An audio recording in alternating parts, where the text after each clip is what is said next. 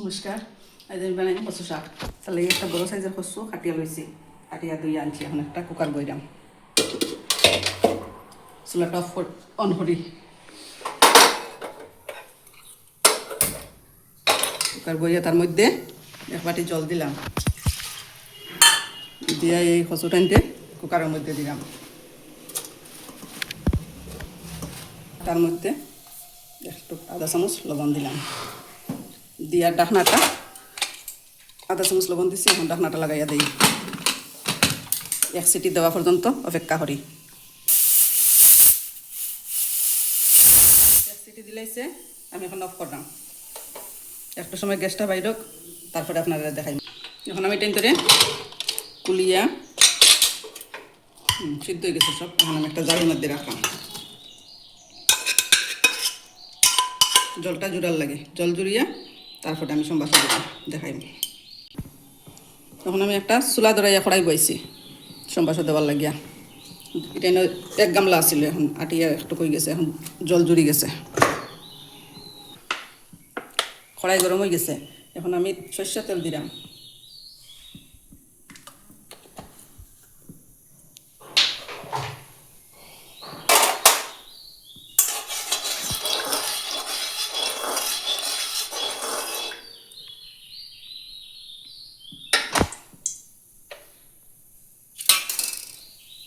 ফুটনের লেগে দিলাম দুইটা শুকনা লঙ্কা আর খালি জিরা, দুইটা এলাচি লং আর দুই টুকরা দারচিনি।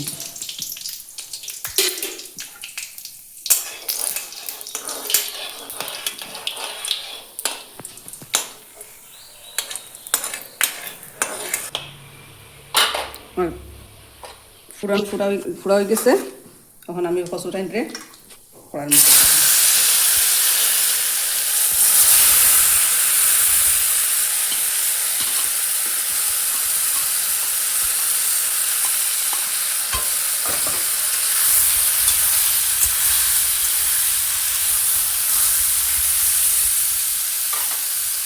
দিলাম। আমি বাজিয়ে রাখা বাদাম ফলে কড়াই মধ্যে আনা তেলে বাজিয়া এটা কুচা ফলাইয়া আদা বাটি এটা এনে দিলাম। নারিকেল হাসা কুড়াইয়া রাখা আদা বাটি,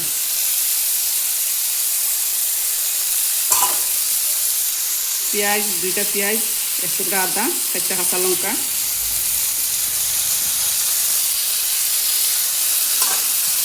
এক চামচ চিনি,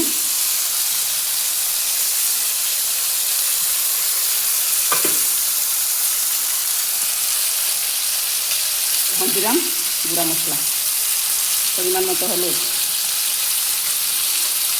পরিমাণ মতো মরিচ, জিরা, ধনিয়া গুঁড়া, লবণ,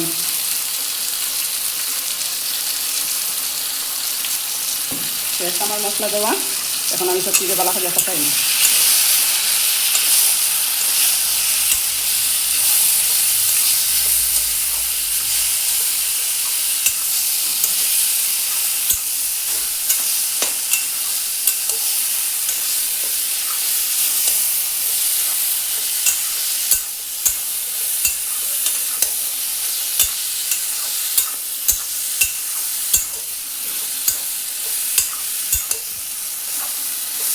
সব মশলা আমার মিশানো হয়েছে, এখন আমি 5 মিনিট ডাকিয়ে রাখলাম।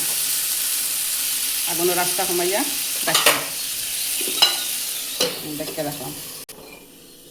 5 মিনিট হয়ে গেছে, এখন আমি দেখি।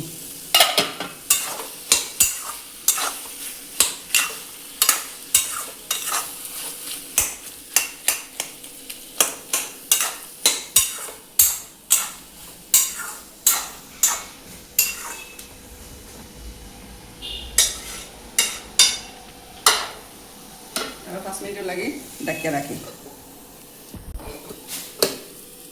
আবার 5 মিনিট পরে সরাইলাম। এখন আমি শেষ রান্না আমার হয়ে গেছে। এখন আমি দুইটা শেষ জিনিস দিব। প্রথমে দিলাম 1 চামচ ঘি, আর দিলাম 1 চামচ গরম মশলা। এটা বালা করিয়া মিশাই।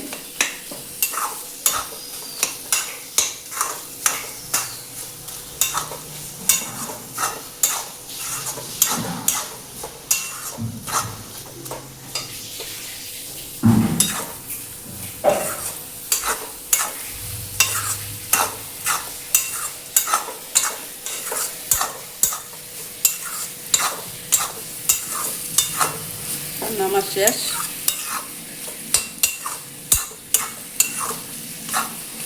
ভিডিওটা আপনারা সবাই দেখবা, আর যদি ভালো লাগে লাইক করবা, শেয়ার করবা, সাবস্ক্রাইব করবা।